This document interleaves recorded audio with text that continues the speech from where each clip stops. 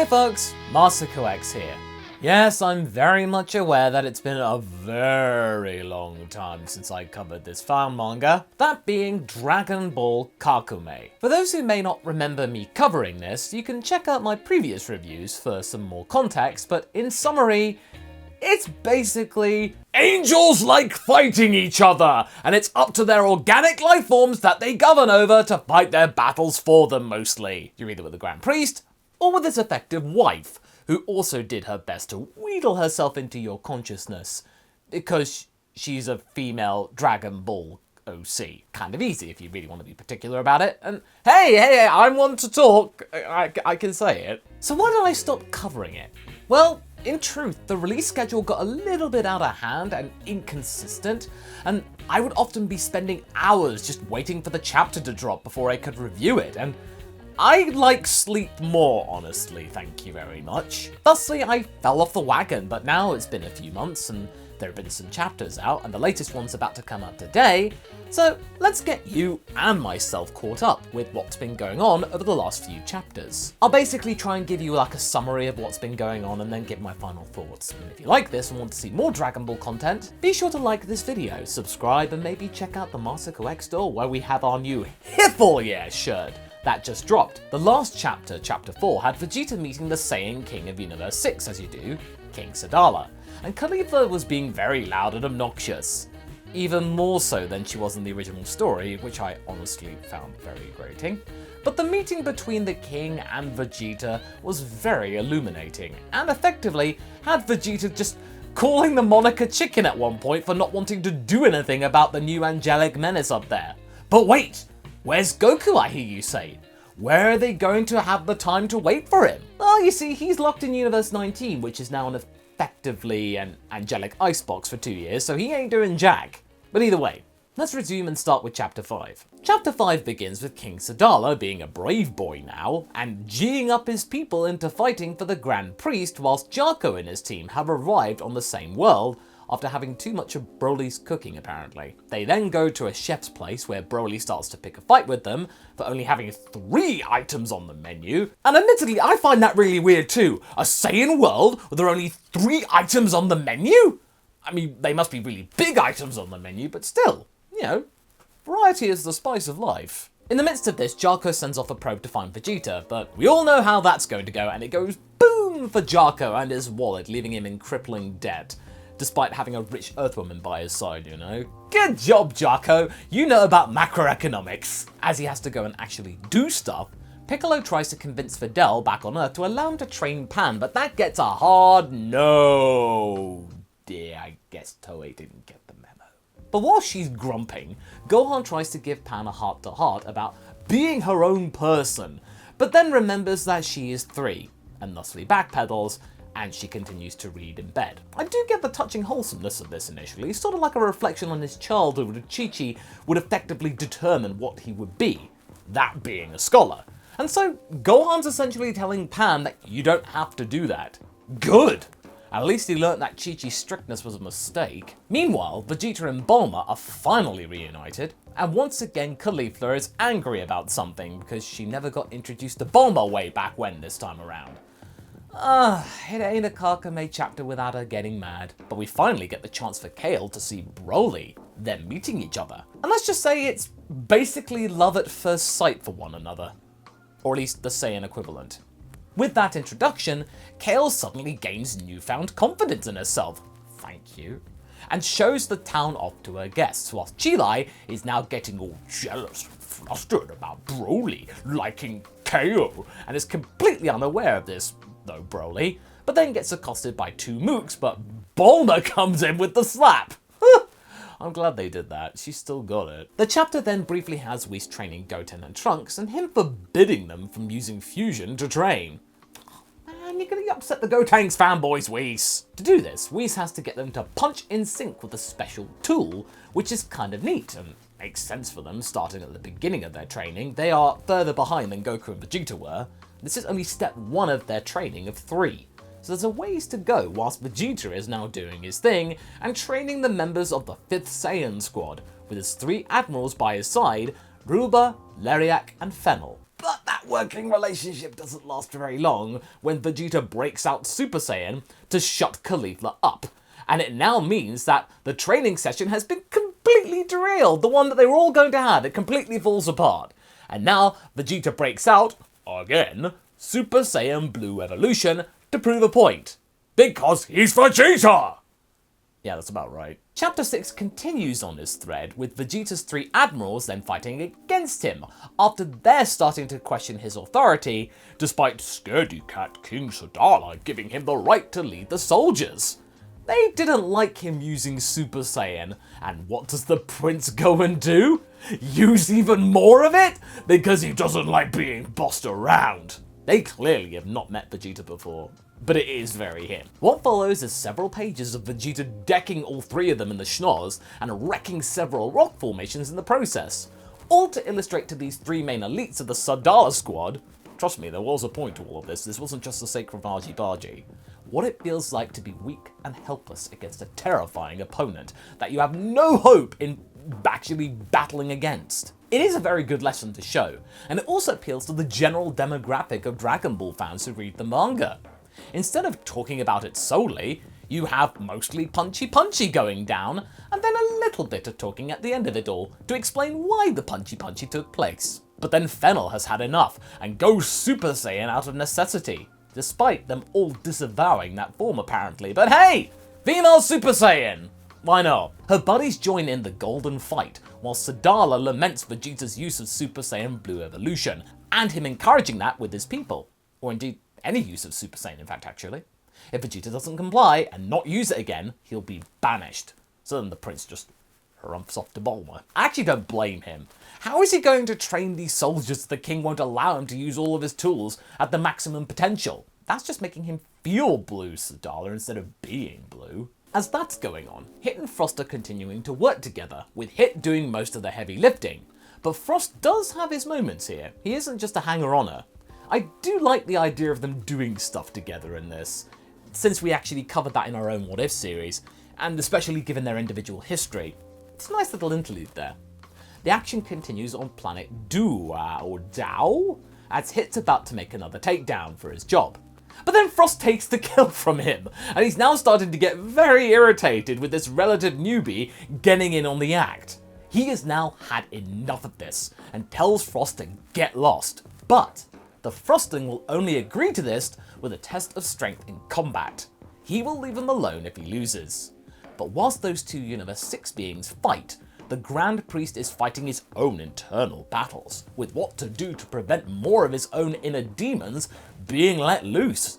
He's already let a few angelic cats out of the bag, and I ain't talking about Beerus. The action then heads back to Universe 11, where Gohan is resuming his training and time with Jiren and the now new god of destruction of Universe 11, Toppo, and the supposed ceremonial funeral of Belmod in a Viking-like setting, which is quite tribal and respectful actually. Good idea. It sounds about right for the god of destruction lot. For those not familiar, by the way, according to Kakumei, when a god relinquishes his power, they basically transfer the power and in the process, get burnt to a crisp, whilst the new one rises and becomes immortal, that being Toppo. It's quite dark and extreme, I will say. That's the watchword of the day with Kakumei, some things that you think are very over the top, but they do look cool when drawn. Oh, trust me, the artist? Nice. But honestly, that ritual, it's not what I would have thought of, but hey-ho. But wait, no! It's not a funeral. Turns out Margarita, Belmod's former angel attendant, was trying to resurrect him. However, there is the matter of what to do with Gohan though.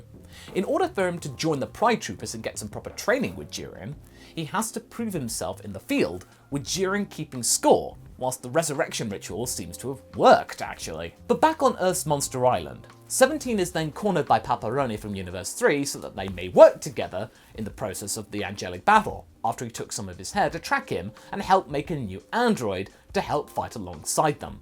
But 17 refuses despite the tempting offer with the Universe 3 scientist, him brandishing him as arrogant because he wouldn't agree to his own plan. But then we finally get to see something cool. 2 of his daughters, Saphir and Pearl, and 17's wife! Hey, at least some kind of Dragon Ball publication did it, okay? But it does serve a purpose. It's not just fan service. They just have to exist and be frightened by the prospect of dying in order for 17 to change his mind and agree to Paparoni's terms. Ah, emotional bargaining. Just as to come from the right source. Chapter 7 continues with Gohan looking very dapper in that bow tie of this. And this all being a part actually of seemingly another secret mission for the Pride Troopers, albeit Gohan being incognito. But then girls spot him looking handsome, and amongst the fracas of femininity, he is able to slip away from the guards and up into the sky to find his target. Yeah, I will admit that it's kind of a Dragon Ball gag, it's legit. Gohan has been charged to locate and extricate a very harmful virus from being sold to a hostile nation. It's all down to him and what he does in that room. Gohan enters the room where the other moguls are and tells them that he is the dreaded auditor. Smooth. But then he's stumped to what to do next and asks his dad for some figurative guidance. What does he get? Son, hit the strongest one real hard. Ooh, is basically what he says. However, Gohan then doesn't do that and just uses a light grenade and hightails it out of there with the virus, but it's not an easy escape. After 30 minutes, he's still not out of there, whilst Belmont has now arisen and is looking not like a clown, very sinewy and ready to help though, since he was a former Pride Trooper himself, according to Toyotaro. I will say that these artists know how to draw anatomy under the skin, and ooh, that's rough. As Goten and Trunks continue to strive for their breaking through barriers without using Gotenks, Pan follows her dad's advice and does her own thing, heading out of home in the middle of the night to train with Piccolo and his two other Namekian guests from Universe 6, Sal, Nell and Pilina, with the Namekian knowing full well that she would do this, being like her old man and all. But then we move back a month to that fight with Hit and Frost that we left off from in Chapter 6, and it boils down to who can hit the other one first and how it goes from there. Frost can land a blow on Hit, but then there are so many hits. Eventually it becomes clear that Frost is outnumbered and outmatched, and he goes to try and avoid their multiple slash attacks, and he's thinking that he's out of there, and he got out of there scot-free, except for a leg. Back to the present, and Vegeta is training with the soldiers and finding little to get excited about before going on a break. But that little bit to be excited for is something to him at least. We then move on to Ruba training with Caulifla and Vegeta watching them. Basically, he's telling Caulifla to formulate multiple plans in the battlefield so that you may be ready to switch on a dime to another plan instantly without delay. Be fluid in the battle. It's a little wordy in approach, but hey, it gets the job done, it's a good message. Carver and Kale are getting similar treatment with the admirals, and them finally starting to mellow out and figure out their pupils, which is nice, and it's becoming clear now that the Saiyan soldiers actually do have some personality, and are accepting of their new teacher and his assistants. But that's not all. Turns out Vegeta just can't quite give up Super Saiyan Blue, and he brings Broly, Caulifla, Carver and Kale to some old ruins to train under cover of darkness. But Broly can't quite recall Super Saiyan from his fight in the movie, so that means Kale has to be the one to teach him how to regain it, which is actually very appropriate, and it does expand upon their potential coupling through battle, the Saiyan way. Chapter 8 has the aftermath of that encounter, and Broly came out of it on top, with Vegeta barely hanging on. They fought all night. Nevertheless, all 5 of them have managed to gain a certain foothold of their powers. The word has gotten around from across the planet Sadala, where multiple Saiyans and even Tuffles have arrived to accept Vegeta's training, all through word of mouth alone. The prince is satisfied, and even though he views most of them as very, very weak, he can respect fully their desire to train, and that they're fully aware of the consequences and obstacles in their way, which means that they can gain more and more understanding of their abilities, and thusly free Kakarot from his prison in Universe 19 and ultimately win the fracas. Meanwhile, Bulma is now talking to a random Saiyan mother called Rapini, whose son, Pepino, is a half Saiyan, half Tuffle hybrid. In short, a smart and strong man whose father is a brilliant scientist, and I ain't talking about Bardock. I don't think anyone wants to talk about Bardock right now. Rapini is able to pull some strings and get Bulma into the Tuffle facility, the biggest one too, the one where King Sadala made his fancy robots. See what these people can do for herself, Tuffle technology versus the best of Capsule Corp. We then go back a month again, as the Earthlings are training on Universe 9 with the trio de Danger. But they don't understand, the trio, why these Earthlings are here, since it turns out the Grand Priest's message never got to their homeworld, as their atmosphere was so dummy thick. But it soon becomes clear why this chapter, Chapter 8, is called Solo vs Trio. It's Bergamo versus Tenshinhan, Krillin and Yamcha. And the majority of this chapter is basically a battle, the three of them fighting against the wolf. And the paneling here is just mesmerizing and enthralling. You really need to go and read this for yourself in full. Toyotaro can really learn a thing or two in how to make these three Earthlings look cool. In fact, this battle really shows why it was good for these three to face the trio, because together they are strong, but separate, they're not so much. Teamwork for both parties is key to victory. Neat. But we cut to Sidra to see the two worst deities going and doing their thing and scheming, but this time Mahito's on it. He ain't having any of it. Thank you. The rest of the chapter basically touches upon Tenshinhan's backstory, as alluded to in certain Daizenshu over the years with his third eye, his newfound family with the Turtle School, and his now friends and them being emboldened to continue the fight without Goku there. I'm glad to see the Earthlings actually growing a spine and not relying on Goku all the time. But yeah, the chapter ends with Yamcha offering to save Goku himself. Yeah! So all in all, these 4 chapters of Kakumei have actually reassured me quite a bit. The first 4 chapters just seemed very heavy-handed with the intensity of battle and just got a little bit too overwhelming. Granted, I know that is the basic style of this manga, that it's meant to be a more mature and more adult version of Dragon Ball, something that you might be more at home with back in the day of Z, when it was on Wednesday primetime instead of Sunday morning for kiddywinks. I feel like that Kakumei now is starting to get a grip on what it's trying to be. Yes, it has the overarching menace in 2 years' time of the angels battling and everyone having to pick a side, but right now, this is mainly about the characters interacting with one another and how they go about things. So it's putting that initial threat in the back burner for the moment and instead focusing on the interactions. And the fact that you get Broly and Kale, yes, we saw it coming a mile off and we really wanted it, but it's really good to see that being confirmed. And Kale gaining some confidence. Yes, thank you. And I find it really funny too, with the whole Gohan Pan thing and Videl being so ignorant about it. That's the one thing I'm a little bit unsure about. Would Videl be that resistant? I doubt it. I felt like that was there mainly to try and garner some peril and conflict and potential tension between the two. It didn't feel right, because I don't think that Videl would act that way.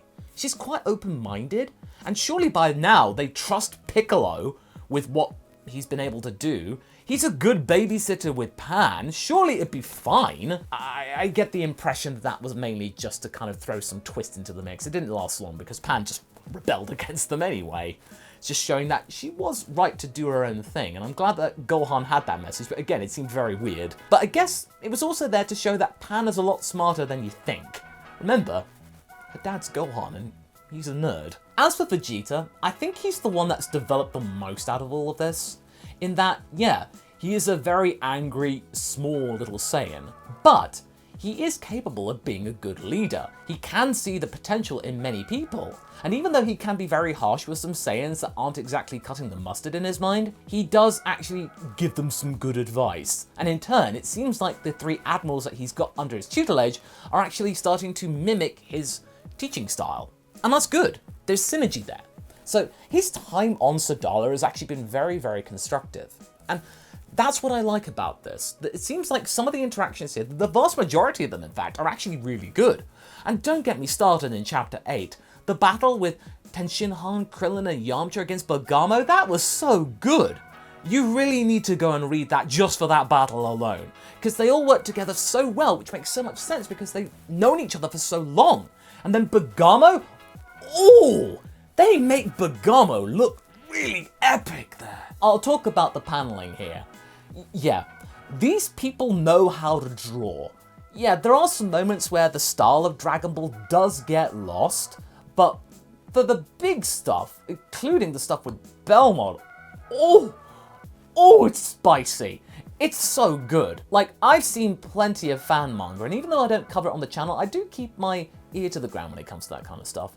And this one seems to be quite ambitious in wanting to carve its own path, and sometimes it doesn't quite work, like for some expressions with Kaba, but for the most part, you're actually coming up with something that is a really nice hybrid of their own style with the Dragon Ball style. And it does work. You know that you're watching Dragon Ball. Well, you're reading Dragon Ball to be more accurate. I can see why this takes a month to actually come out, because the level of detail here, over 50 pages normally, that's very impressive.